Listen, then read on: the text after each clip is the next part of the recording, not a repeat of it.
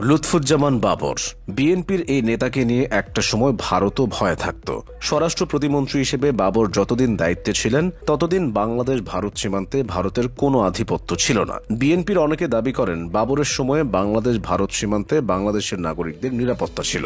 তখন বিএসএফ এর এত দাপট ছিল না। ভারতকে অস্থিতিশীল করার ক্ষেত্রে বাবর গুরুত্বপূর্ণ ভূমিকা রেখেছিলেন বলে মনে করা হয়। বাবর প্রসঙ্গে সেভেন সিস্টার্স উঠে আসে। ভারতের 7টি রাজ্যকে একত্রে সেভেন সিস্টার্স বলে।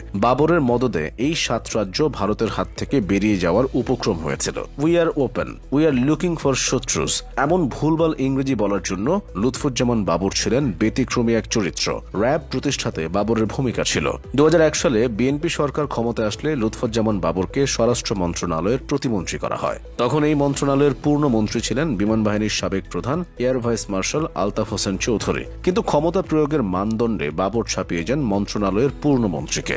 একটা সময়ে স্বরাষ্ট্রমন্ত্রী আলতাফ হোসেন চৌধুরীকে বাণিজ্য মন্ত্রণালয়ে পাঠানো হয়, কিন্তু স্বরাষ্ট্র মন্ত্রণালয়ে আর কোনো পূর্ণাঙ্গ মন্ত্রী নিয়োগ দেয়নি সরকার। ফলে বাবর অনেকটা একচ্ছত্র ক্ষমতার অধিপতি হয়ে যান। এছাড়া বিএনপির অন্যতম নেতা তারেক রহমানের সাথে বাবরের ঘনিষ্ঠ সম্পর্ক ছিল।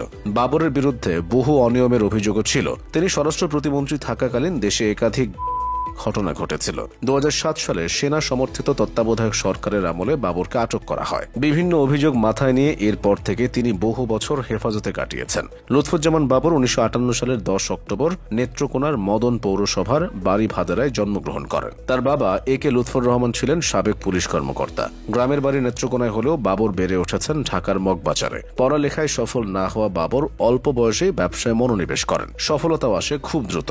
এরশাদ সরকারের আমলের শেষ ভাগে ঢাকা বিমানবন্দর কেন্দ্রিক বিভিন্ন ব্যবসায় জড়িত হয়ে তিনি বিত্তশালী হয়ে ওঠেন। এরপর জড়িয়ে পড়েন রাজনীতিতে। ব্যবসার মতো রাজনীতিতেও অল্প সময়ে বাবরের উত্থান। বিএনপির মনোনয়নে 2 বার সংসদ সদস্য হয়েছিলেন তিনি। 1991 সালে তিনি প্রথমবারের মতো নেত্রকোনা 4 আসন থেকে সাংসদ নির্বাচিত হন। প্রথমবার সাংসদ হয়ে বিভিন্ন কৌশলে দলের আস্থা অর্জন করে নিয়েছিলেন তিনি। এরপর 1996 সালের 15 ফেব্রুয়ারি নির্বাচনে তিনি পুনরায় সাংসদ নির্বাচিত হন। তবে সে নির্বাচনটি দলীয় সরকারের অধীনে হওয়ায় ব্যাপক সমালোচনার সৃষ্টি হয়, যার ফলে ওই নির্বাচনের পর গঠিত বিএনপি সরকার মাত্র 11 দিনের মাথায় পদত্যাগ করে। এরপর সে বছর আরেকটি নির্বাচন হয়। বাবর সেখানে অংশ নিলেও পরাজিত হন। পরবর্তীতে 2001 সালের নির্বাচনে বিএনপি এবং বাবরের পুনরুত্থান ঘটে। সেবার বিএনপি জামায়াত জোট সরকারে বাবরকে যখন স্বরাষ্ট্র প্রতিমন্ত্রীর দায়িত্ব দেওয়া হয় তখন তার বয়স ছিল 43 বছর। এ নিয়োগ অনেককে বিস্মিত করেছিল, কেননা জাতীয় রাজনীতিতে তখনও তিনি নিতান্ত অপরিচিত মুখ। নেত্রকোনা 4 আসন থেকে নির্বাচিত একজন সংসদ সদস্যের বাইরে তার তেমন কোনো পরিচিতি ছিল না। তবে বাবর এর প্রতিদান দিয়েছিলেন। তারেক রহমানের সাথে থেকে বিএনপির বিভিন্ন কাজে যুক্ত থাকতেন। প্রধানমন্ত্রী খালেদা জিয়াও তাকে নিজের ছেলের মতো দেখত।